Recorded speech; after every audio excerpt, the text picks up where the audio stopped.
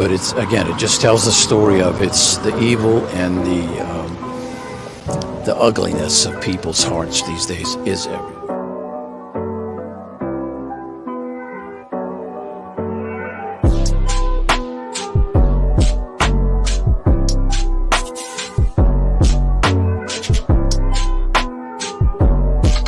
This is Frankie Rose's Think Tank. Here's your host, Frankie Rose. Hey guys, welcome to the Think Tank. So, we're going to talk about Richard Allen.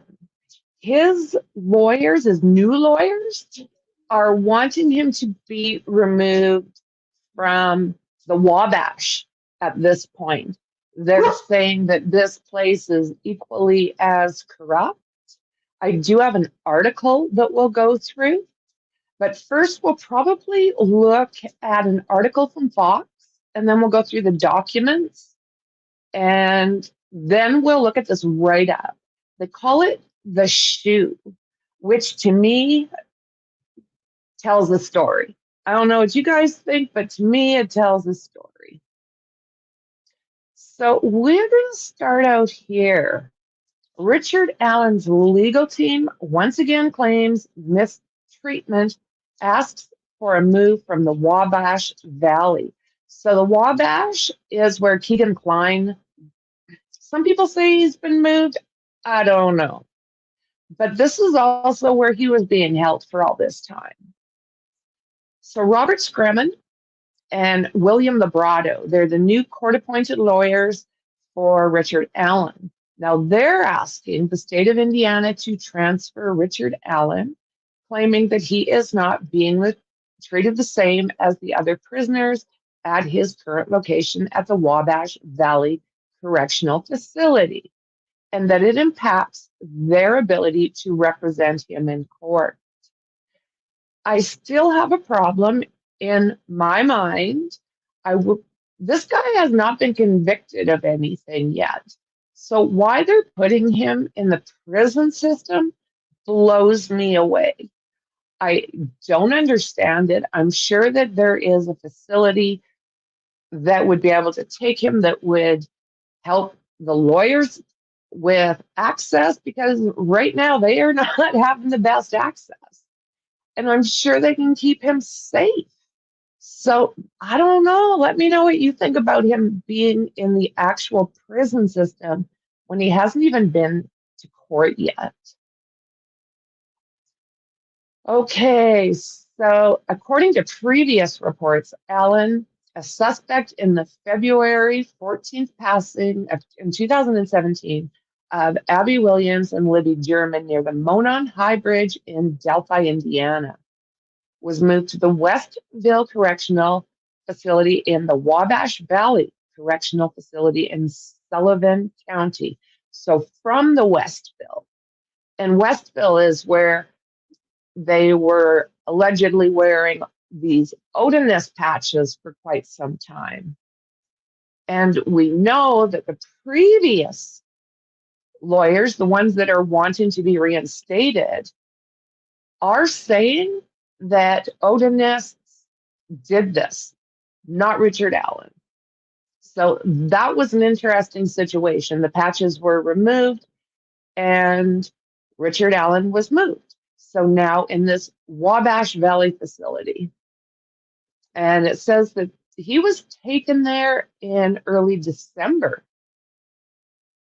In a motion to transfer filed by Scremin and Labrado in Carroll County on Friday, they claim that Allen is not being treated similarly to the pre-trial detainees being held in county jails, which is where he should be, in my personal opinion. The team also claims that Allen's current location will seriously, if not fatally, impact counsel's ability to effectively represent Allen due to the distance of travel and visitation conditions. So why are they making this so difficult for Richard Allen? Personally, I'm starting to get some doubt. I didn't have much doubt for a very long time, But it just seems that Richard Allen is getting jerked around.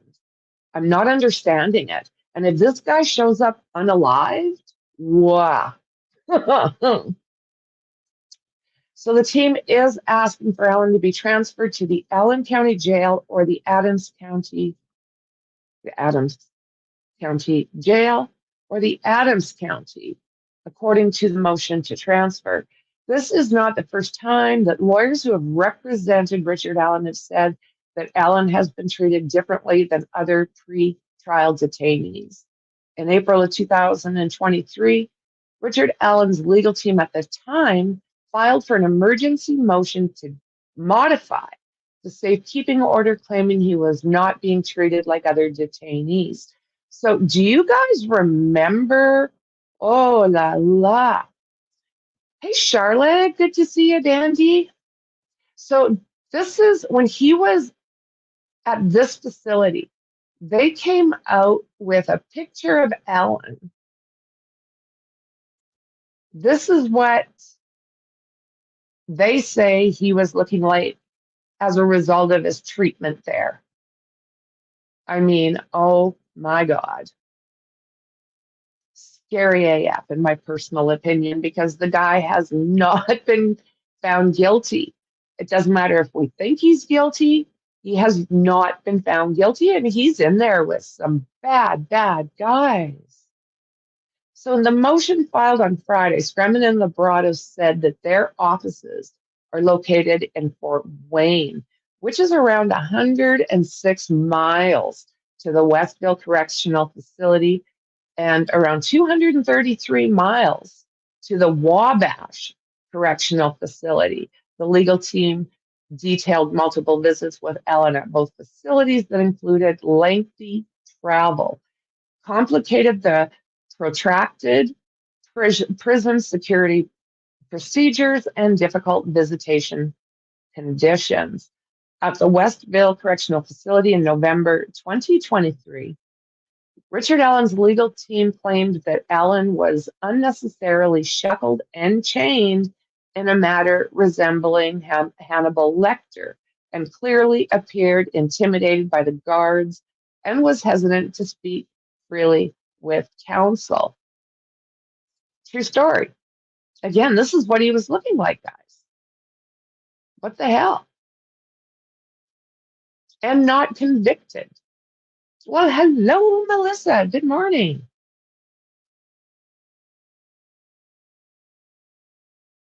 Yeah, good to see everybody. Happy Sunday. Well, hey, Pam. Good to see you. Welcome back. Well, hello, Lacey. You know, I was wondering the exact same thing if that was the case.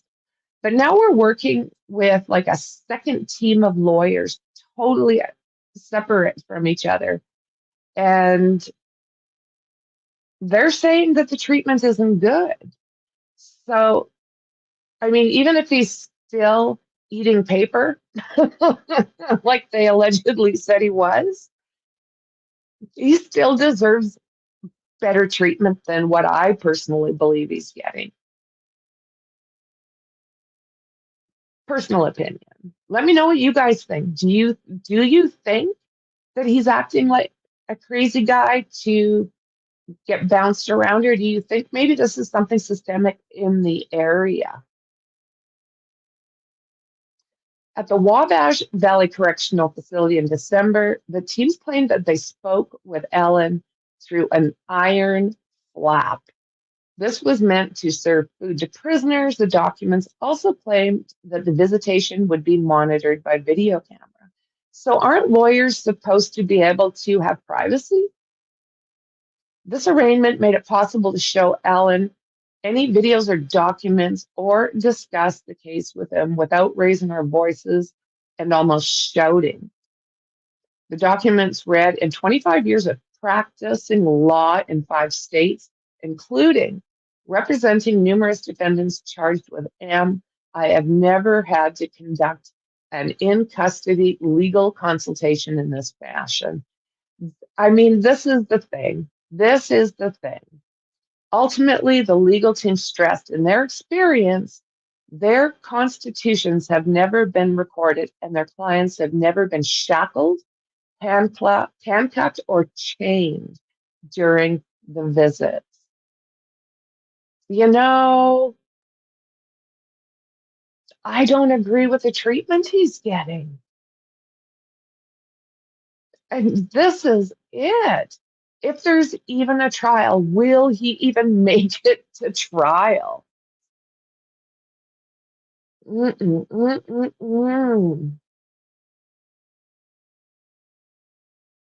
I think he's innocent, unlike Brian in Idaho. I think he's guilty. Yeah, I'm starting to have my doubts with this case. And like I say, I was pretty much sure that he was guilty AF, but my opinion's starting to change here. And Brian Koberger, yeah, I think he's guilty. I'm concerned about the pill allegations. He needs to make it to trial. Do you know what? I am not familiar with that, Dandy. Is there any way you could find me an article on that and I can bring it up? Pass it to me over in Discord? I'd truly appreciate it, friend. Just my opinion, if it was that bad, why haven't the attorneys had something done about it? Well, they've moved him and they're saying that it's happening again in a separate prison. Yeah, it's just not okay. Yeah. I think he's absolutely guilty, but if he's not been found guilty in the court of law, if so, the treatment is true, that's not okay. Yeah, we have to. Okay, I've got that. I'm going to look at that next, Andy. Yeah, it's just not okay. He still has not been proven guilty.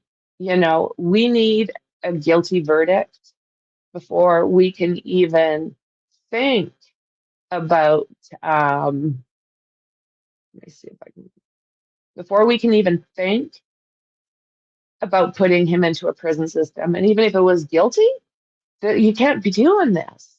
These prisons really need to be looked at. Okay, so like Dandy said, this document was put out and then it was retracted again. So I'm not quite sure what that's about, but I have seen many people show it. It is out there, so I'm going to go through this with you. So this was the motion to transfer, the new one.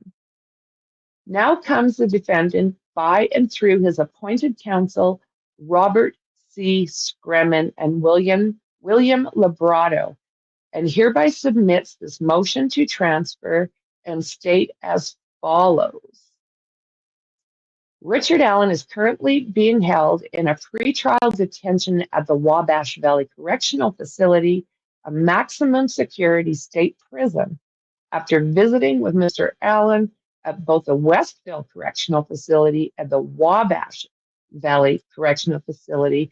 It is counsel's belief that one, Mr. Allen is not being treated similar to other pre-trial detainees being held in county jails.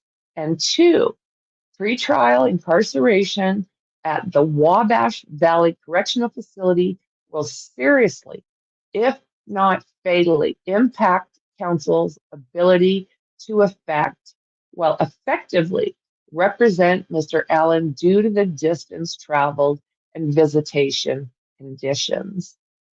So why is he sitting there in prison? If anyone is interested, Google the shoe. Interesting article.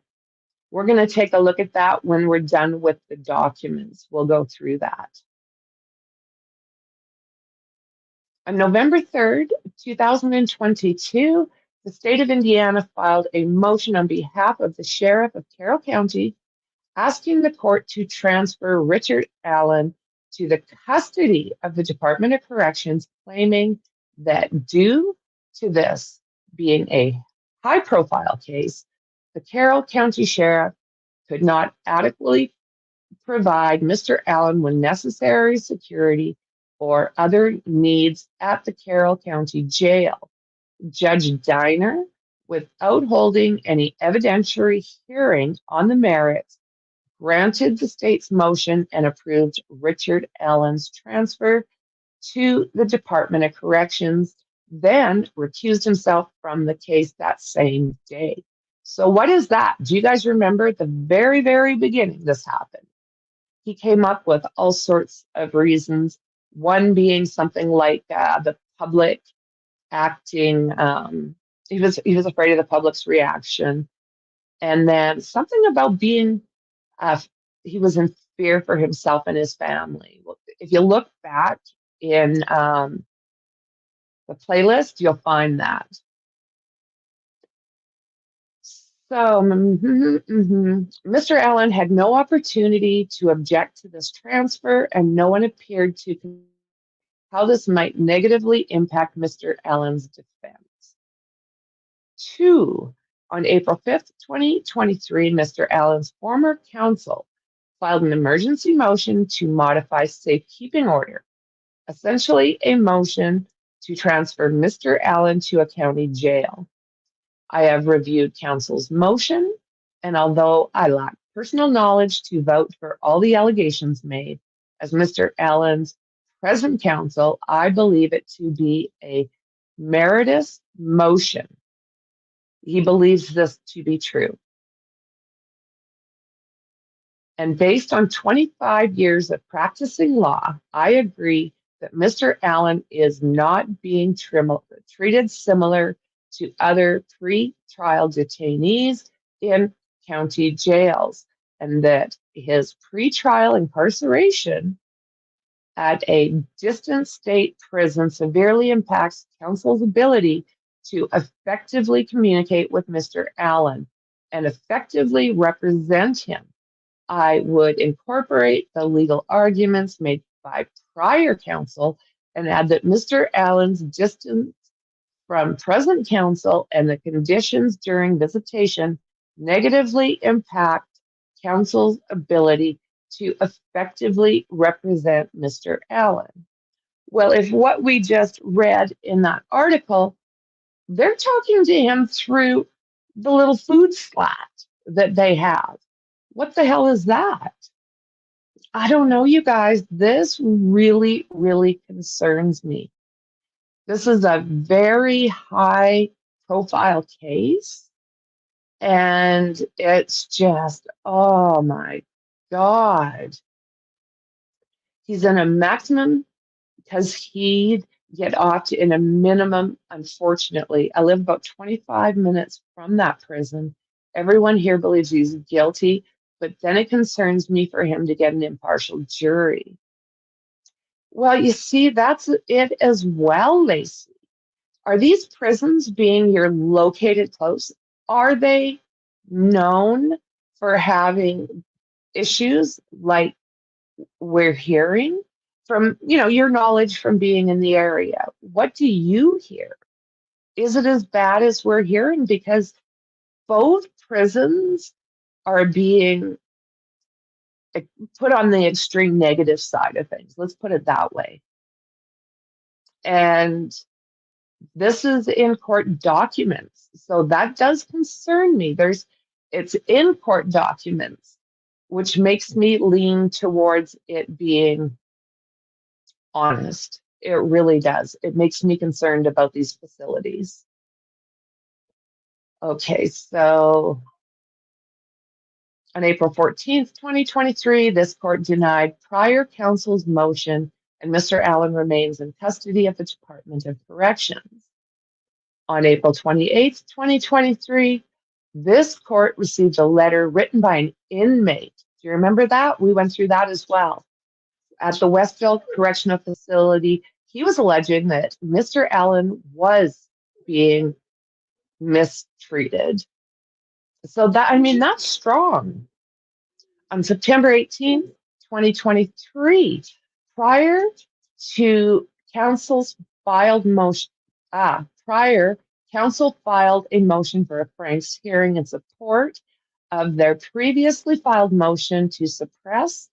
Prior counsel included a 136-page memorandum with 126 confidential exhibits. Now, we've gone over that as well.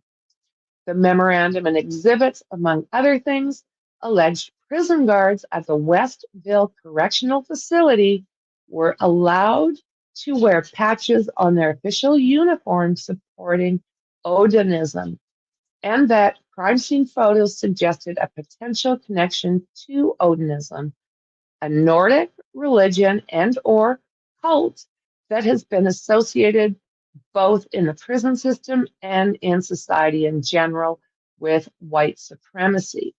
After reviewing crime scene photos and visiting Mr. Allen at the Westville Correctional Facility, present counsel believes these claims have merit. Wow. Okay, then. This is taking us down that rabbit hole again. At the pre-trial incarceration within the state prison system negatively impacts Mr. Allen's rights, in addition to counsel's ability to effectively represent him. They're saying that he is now approximately 233 miles away from his counsel. What is that? And then if what we're hearing is to be believed, they are talking to him not within any kind of privacy through that food slot that they have in prisons. Okay, then. After reviewing, let's see, have merit in addition to counsel's ability. Exactly. Okay, 6. On October 27th, 2023, this court appointed attorney Robert C. Scremin and William Labrado to represent Richard Allen. Attorneys Scremin and Labrado both reside and maintain primary offices in Fort Wayne, Allen County, Indiana. So we know that Judge C.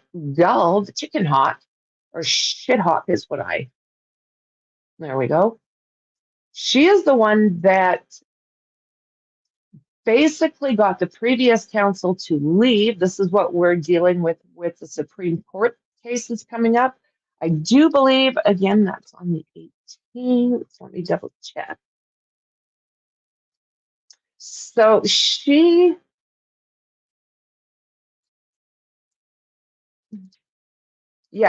Court, January 18th, and it does look like they're going to stream this. So she got rid of them, assigned 2 of these, one of which is a personal friend, to the point where they're Facebook friends and sharing family photos, allegedly, but the pictures are out there.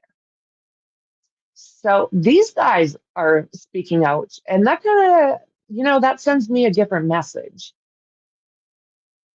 So Fort Wayne is approximately 106 miles from Westville Correctional Facility, and that's where he was, and a 2-hour drive to Fort Wayne, approximately 233 miles from Wabash Correctional Facility, and approximately 3.5 hour drive without stops.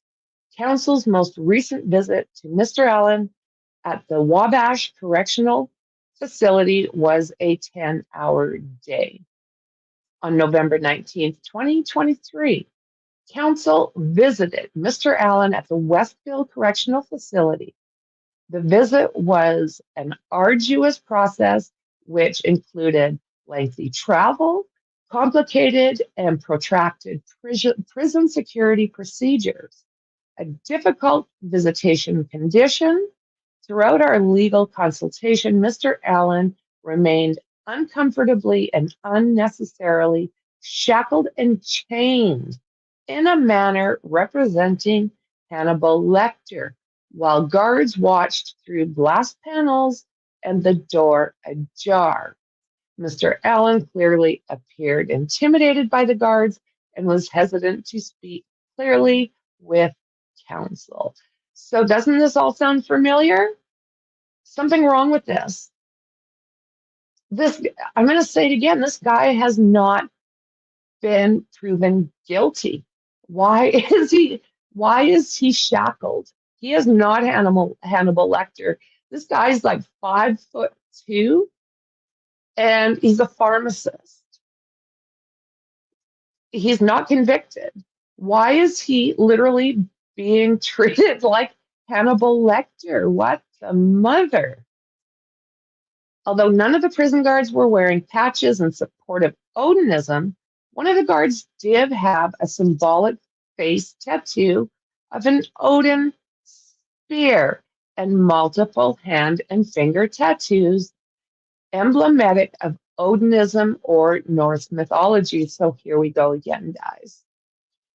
This same prison guard had a public Facebook account that also displayed the same tattoos, in addition to a necklace with Thor's hammer inscribed with the letters BRSRCR, and acronym for Berserker, which is a very specific type of Norse battle axe, and the name given to warriors fighting in honor of Odinism.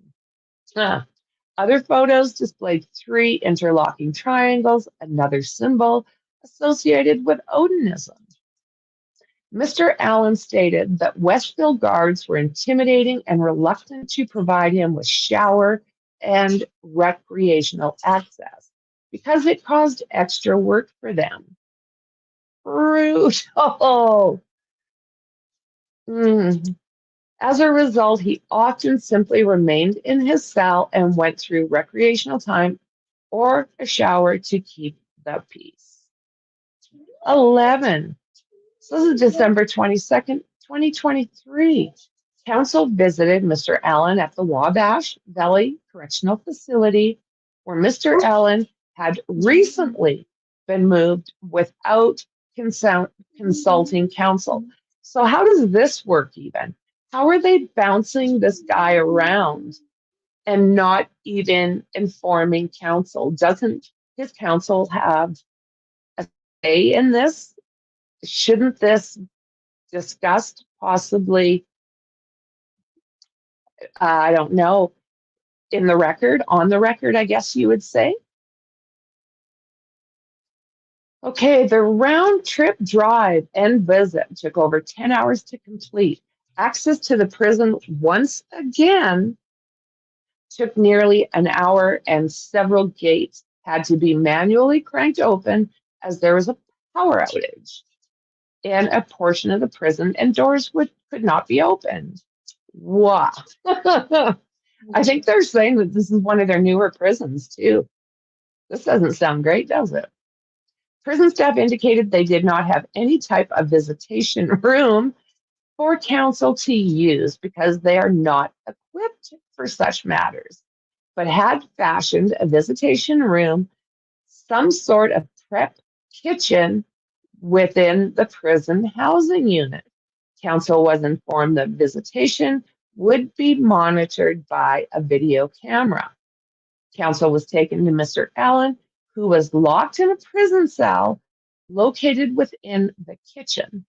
The cell appeared to be designed as a place to feed prisoners. The cell had a solid iron door with a small hinged iron flap, approximately 8 inches high, that opened just far enough to slide a food tray through. This iron flap was left open, and it was through this small opening that we were able to see Mr. Allen and speak with him. A folding table was set up approximately 6 feet from the cell door with 3 chairs. On the far side of the table, we were instructed to sit in the chairs and to not approach Mr. Allen or come within 6 feet of his cell door. Oh, this is not normal, guys. Like, this is not correct. I don't believe. Innocent, guilty, what? The arraignment made it impossible to show Mr. Allen any videos or documents or discuss the case with him without raising our voices and almost shouting. In the 25 years of practicing law in the 5 states, including representing numerous defendants charged with M I have never had to conduct an in-custody legal consultation in this fashion. The prison's visitation arrangement creates an environment within effectively representing Mr. Allen was a fiction. That's strong words. Mr. Allen stated that in the 2 weeks that he had been at the Wabash Valley Correctional Facility, he had not received or been offered any recreational time and believed he had taken 1, possibly 2 showers, and he had not been allowed outside in the prison yard, although other inmates enjoy outdoor recreation. Somebody has to explain to me how this works. Somebody has to explain to me how this works.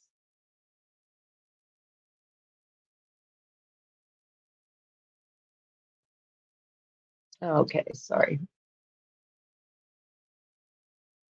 Let's get back to this. I'm not understanding. So again, the conclusion: in 25 years of practicing law, I have never had to conduct an in-custody legal visitation in the manner I have had to with Mr. Allen. I routinely conduct legal visits within the jails in Adams County, Allen County, Huntington, Randolph, and Wells counties, including consultation with numerous clients charged with M.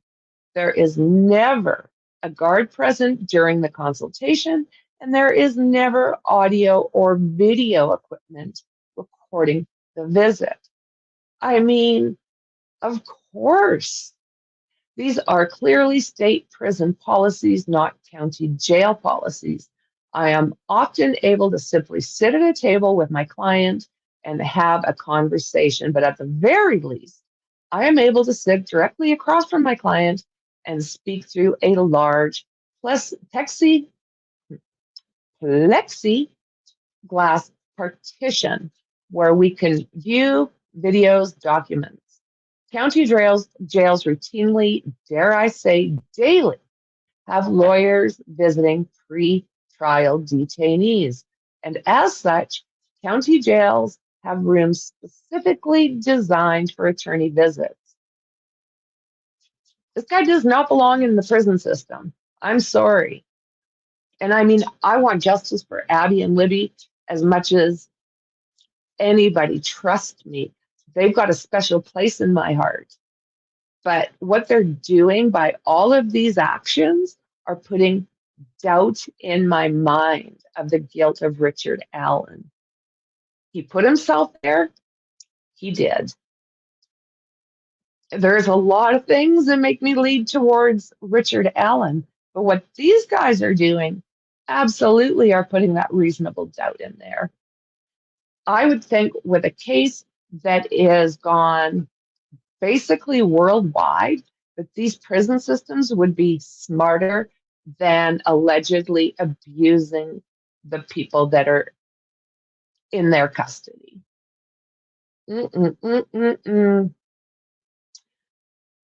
So let's see here. So lawyers visiting pretrial detainees, and as such, county jails have rooms specifically designed for attorney visits. County jails also have a streamlined access protocol for defense lawyers and often takes no more than a minute or two as opposed to an hour. And laptops, phones, and tablets are routinely allowed during the visits with no special requests. County jail visits with clients can even be set up the same day. Clients in county jails are extremely accessible, and multiple visits can be made quickly and efficiently when legal issues arise. Based on counsel's observation and experience, Mr. Allen is not being treated similar to other pretrial detainees being held in county jails. However, even if this court were to find that Mr. Allen's pre-trial treatment with the state prison system does not in itself justify moving him to a county jail? Evidence is absolutely overwhelming that pre-trial detainment at Wabash Valley Correctional Facility will seriously, if not fatally, impact counsel's ability to effectively represent Mr. Allen due to the sheer distance of travel and the unworkable visitation conditions.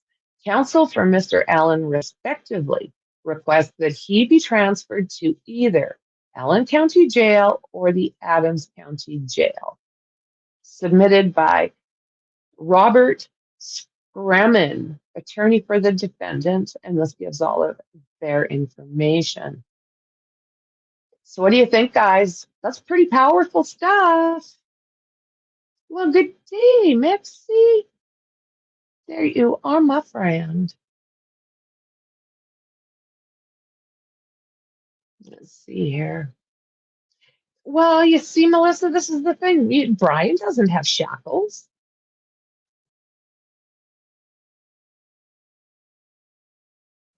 No problem. No problem, friend. Well, what struck me was that it was the Attorney General who signed off on him being moved, because I was under the impression that he did that to respect his old attorneys, because it happened after the Supreme Court ordered that all those, let's see here, documents they were griping about be unsealed. This has gotten so bizarre that I can't keep up. It is unreal what is going on behind this case. And what we want is justice, Melinda, 1000%. Just a thought, why can't they use Zoom? Yeah. I mean, I don't know if that prison system will allow something like that, because it sounds like they're not allowing laptops, and I don't know if I understood that right. They're really, really restricting his access. I'm back, put sauce in the crock pot, making ziti for supper tonight. Oh, nice. Nummy, nummy. I know, crazy how Brian gets treated differently. This is probably one of my pet peeves, Melissa. You just nailed it. Why is there such a difference in counsel? Why is Brian's lawyers getting paid like mega big bucks? These guys are getting, paid by the county, I guess, state. I'm not sure how that works. And he's not getting the counsel. And on top of that, look at the places he's getting put in. We're going to take a look at what they call the shoe. It's like, oh my God. Let me see. I just have to find it here. Yeah, the shoe. So it's a decent sized article, but this is going to explain. This is going to, I think, let's see if I can make that bigger for you guys. Well, a little bit, right? What if I do it that way? Makes no difference. Okay, back over here. So yeah, one of my biggest pet peeves is how all of these people get treated differently from, I don't know if it's state to state, case to case, but it's just, in my mind, it's not okay. So, okay, they call it the shoe. Like I said, that just right there tells me something bad. But hey, the Wabash Valley Correctional Institution is Indiana's newest, most technologically advanced prison inside of WVC. Like an old infected heart, is the state's best kept secret. The secured housing unit, the shoe. The newest prison is located in the southwest most part of the state, far away from the state's urban communities. The SHU is, in fact, a supermax control unit. So this is where he's sitting, in a supermax control unit, operating under the guise of long-term punitive segregation. The SHU is staffed predominantly by North American males. The prison racial makeup consists of approximately 55% African or slash blacks, 30% North American slash whites, and 15% others. Recently, pacification program was instituted that permits certain prisoners to purchase a television. 13-inch color Zenith TV is $250. Sony Walkman, $25. Converse gym shoes, $45. Many prisoners on the SHU have no income. Therefore, the full sensory deprivation remains a significant factor. The deprivation includes, to some extent, 23.5 hours confinement daily. So this article, I'm not sure quite where it comes from. So take this, research it. I have not double-checked this to verify it. But this is, let's see if we can find out where it's coming from. Not so much. So yeah, we'll take it with a grain of salt, but we will do our research. And I don't think it's a good situation in my opinion. Okay, so let's see here. Intensification of the impact of the deprivations is made manifest by conspiratorial psychological attacks in which custody staff arbitrarily deny privileges of recreation, telephone, and shower, forcing 24-hour confinement, where false reports of misconduct are imposed. Evidence is of no consequence because the issue blatantly becomes credibility, where retaliatory cell strips, macing, direct threats, physical attacks, and intimidation become the tools by which fear is projected onto many prisoners. It is apparent the custody staff, rather than the administrators, are the officials. They are instituted to go between and speak loud and clear for the administration. The line staff clearly has the green light to do as they see fit and arbitrarily impose sanctions.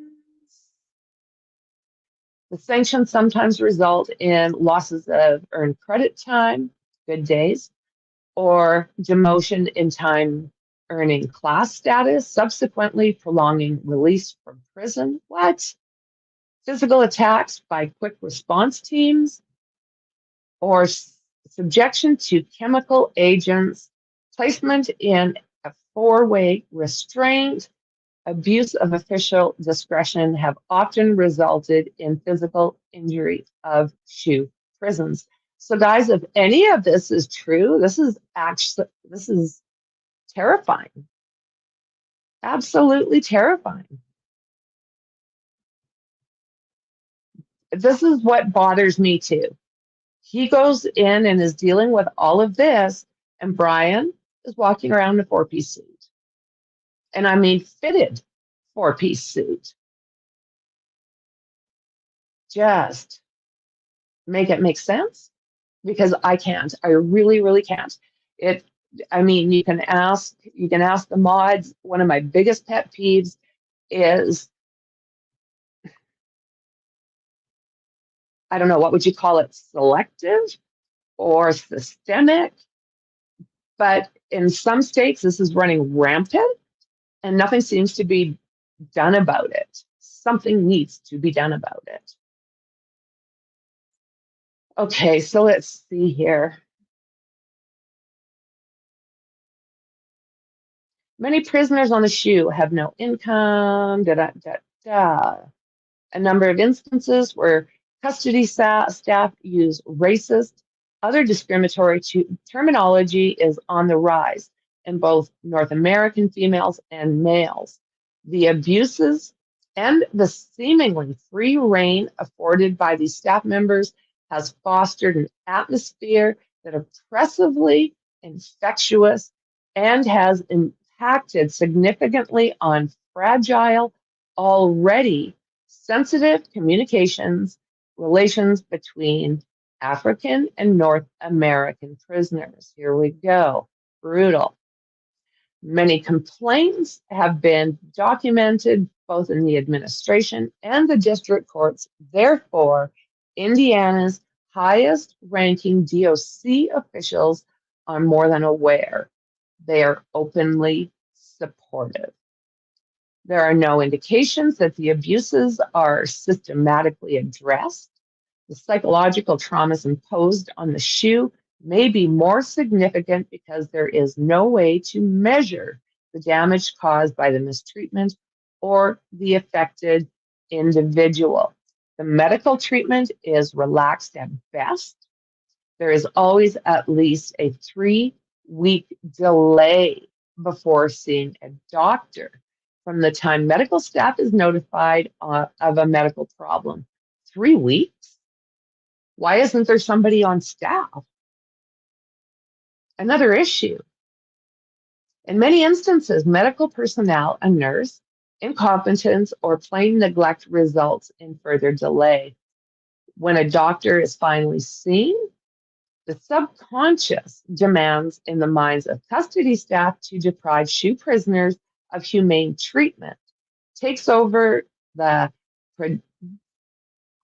predicament, and custody interference with the medical interview dictates the length of the visit and even the doctor and nurse's demeanor towards the prisoner.